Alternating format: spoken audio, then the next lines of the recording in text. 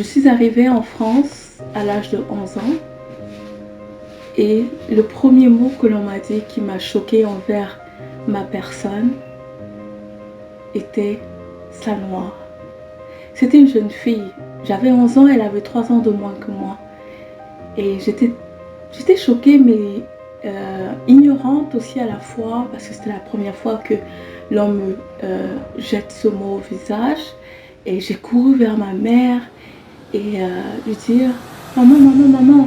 Elle m'a traité de sale noire. Ma mère, fâchée, court à la fenêtre et dit « C'est qui? C'est qui ?»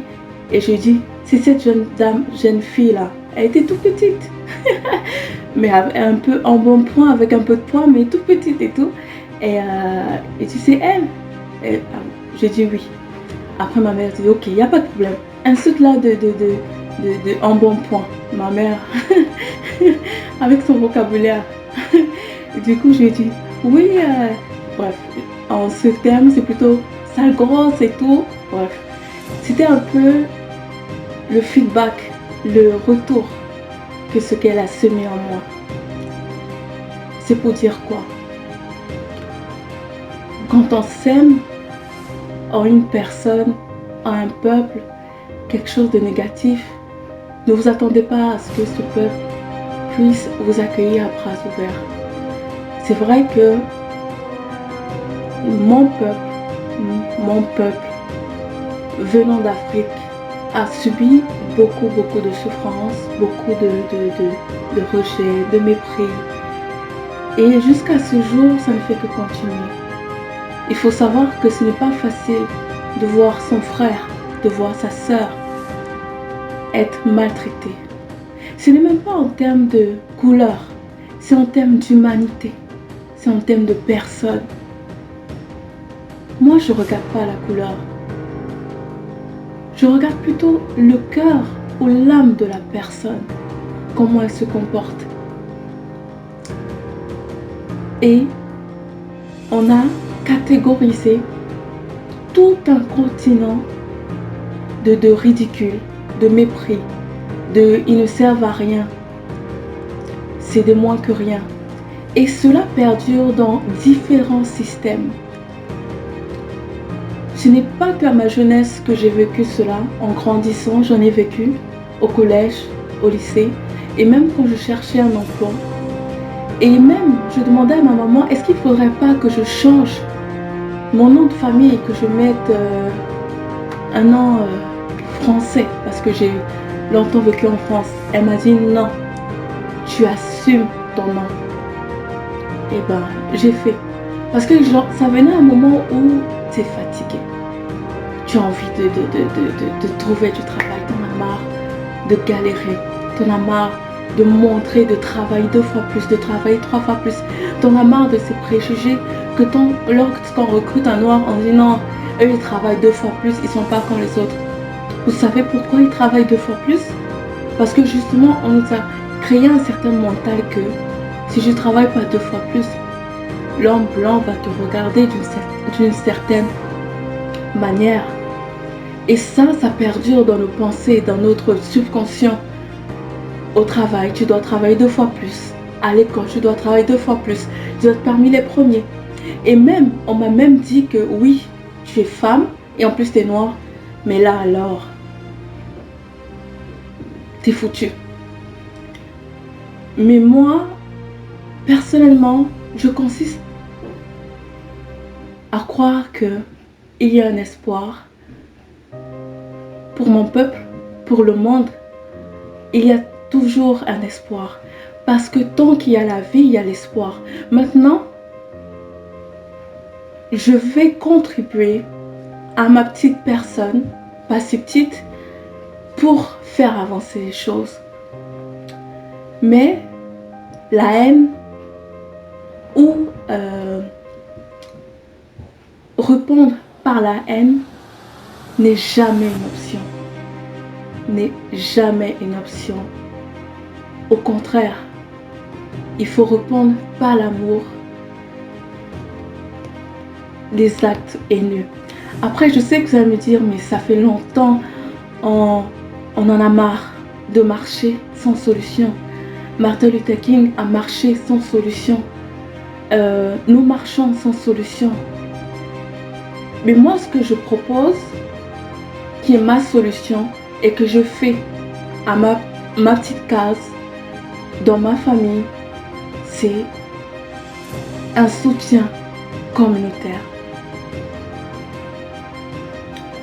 Il y a une phrase que j'ai entendue d'un youtubeur qui disait excusez-moi, il y a une phrase que j'ai entendue d'un youtubeur qui disait tant que l'Afrique, même pas d'un youtubeur, c'est une phrase vraiment très populaire qui dit tant que l'Afrique ira mal, les Africains iront mal.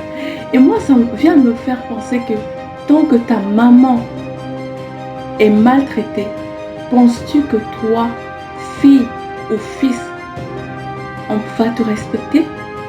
Tant que ton propre continent est empiété, est maltraité, est méprisé, est ridiculisé, penses-tu que toi, à ta personne, on va te respecter? Il y a plein de stars africains dans le monde qui brillent, mais est-ce que cela empêche des actes malsains, haineux contre un peuple? Ça n'empêche pas. Alors, la solution que moi je pense et que je propose est reconstruisons notre terre africaine. Reconstruisons-nous. Commençons là où nous sommes. Tu es en France, tu es au Canada, tu es en Afrique. Arrête de haïr ton frère. Arrête de détester ton frère. Arrête de l'empêcher de réussir. Arrête de croire que son échec ou sa réussite t'est lié directement ou indirectement. Qu'il réussisse, qu'il ne réussisse pas, ça n'a rien à voir avec ton propre succès. Ça n'a strictement rien à voir. Commençons à cultiver des germes d'amour envers l'être humain, envers ton frère, envers nous-mêmes, envers ta communauté, envers les gens que tu vois. Commençons à changer de paradigme envers notre propre frère. Arrêtons d'être aussi exigeants comme si je peux dire, l'étranger envers nous-mêmes.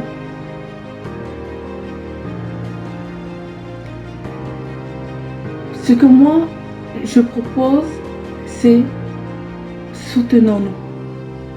Marchons main dans la main. Reconstruisons notre économie. Investissons en Afrique. Aidons notre terre, notre cher continent à grandir, à prospérer.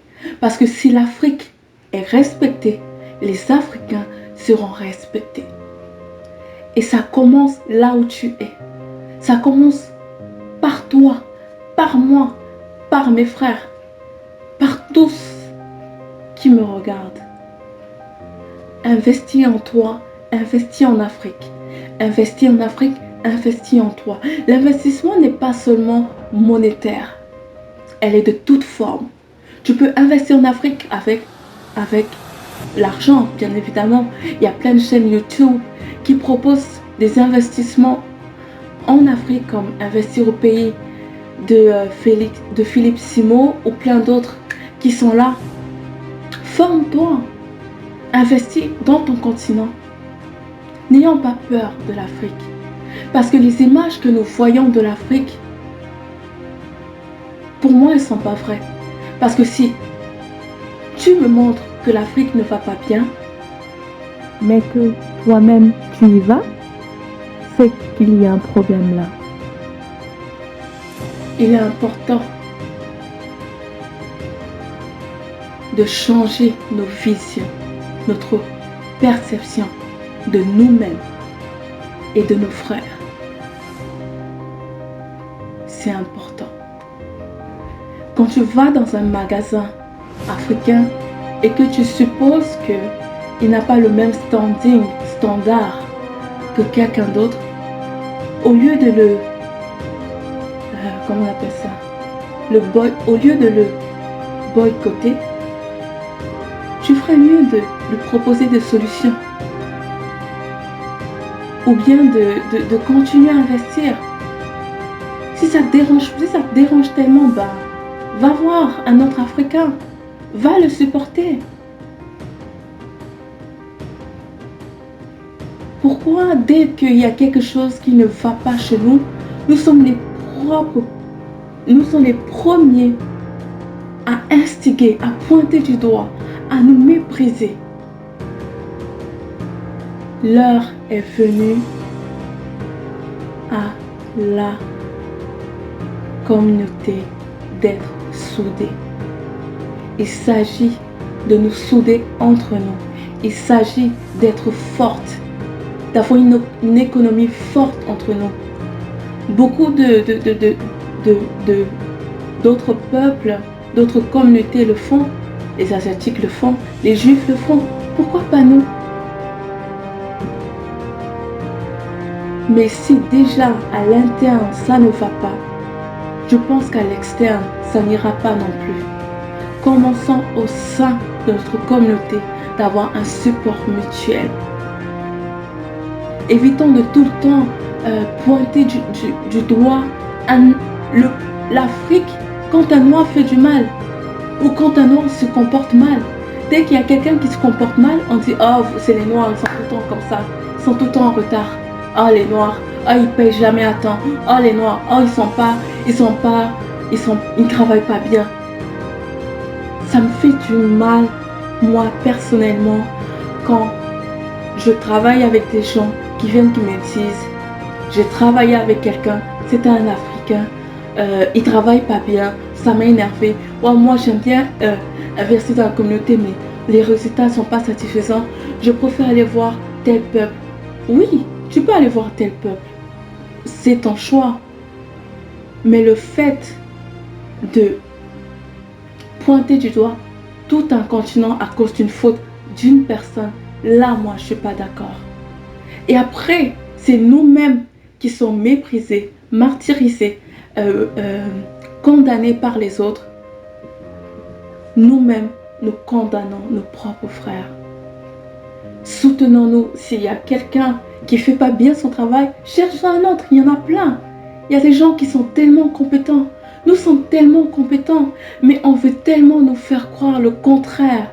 On veut tellement nous stopper, on veut tellement nous arrêter dans nos rêves, dans nos objectifs. Arrête de croire que tu es incapable. Arrête de croire que ta peau noire ne t'amènera nulle part. Arrête de croire que tu ne réussiras pas. Arrête de croire qu'il y a tellement de barrières que tu dois laisser tomber tes rêves. Je ne suis pas d'accord. Si il y a quelques siècles, il y a des personnes qui ont brillé. Viola Desmond, une femme d'affaires au Canada, a réussi. À quelle époque elle était? Où il y avait encore plus une forte dominance de l'infériorité de la communauté noire. Mais elle a réussi. Et même à notre époque, il y a plein de monde qui réussissent. Oprah Winfrey, plein de monde. Donc tu es capable de réussir également tes rêves. Ne t'arrête pas à ce qu'on dit. Investis en toi, investis en ta communauté et persévère dans tes objectifs. Ne crois pas aux mensonges des médias, ne crois pas aux mensonges des personnes qui ne t'aiment pas, qui n'aiment pas ta mélanine ou pour X ou Y raison. Parce que pour moi tout ça c'est l'ignorance. Le système est ignorant et a toujours été ignorant ou a voulu plonger le continent africain dans une dominance d'infériorité. Mais moi, je suis plutôt à l'heure de la solution. Qu'est-ce qu'on fait? Comment on agit? Comment on réagit? Comment on change ça? Je sais que toi aussi tu as des solutions. Lève-toi. N'abandonne pas. Le combat n'est pas contre le blanc, contre le noir. Ça n'a jamais été le vrai combat. Ça c'est pour nous leurrer. Ça c'est pour nous faire croire. C'est pour attiser de la haine contre ton frère, contre la créature qui est comme toi. C'est pas ça le combat. Le combat est comme un système mises en place depuis des siècles, qui a retrouvé ma maman, qui a retrouvé ma grand-mère et que je retrouve aussi également. Le combat est contre un système. Ce n'est pas contre ton frère ou contre ta sœur. Mais pour changer cela, tu dois commencer par changer toi-même. Développe tes talents. Change. Améliore-toi. Change ta perception envers la communauté. Change ta perception envers d'autres communautés. Évite de mépriser ton frère humain comme toi. Parce qu'on est tous dans le même bateau. Nous sommes sur cette terre et nous sommes reliés d'une manière ou d'une autre. L'effet papillon d'un homme maltraité a bouleversé plein de continents, plein de personnes. Parce que l'être humain a des émotions, est sensible. Après moi, je dis que c'est le choix que chacun fait qui fait que nous avons des répercussions soit négatives, soit positives.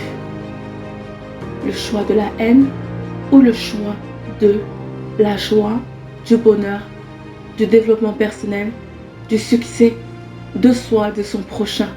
Alors fais ton choix. Développe-toi et aide tes frères. Aide ton prochain. Si nous voulons que les choses changent, nous devons changer nous-mêmes. C'était Stevie, on en parle. C'était juste une petite rubrique parce que j'étais vraiment bouleversée par ce qui se passe, comme tous d'ailleurs, et je devais réagir. Merci à ceux qui me soutiennent, merci à ceux qui écoutent, merci à ceux qui me critiquent dans un sens positif. Merci pour votre soutien. Je suis vraiment reconnaissante. Vous me suivez de la France, du Canada et du Cameroun. Ce n'est qu'un petit pas, car vous et moi, nous allons très loin. Ayez confiance en moi. À bientôt.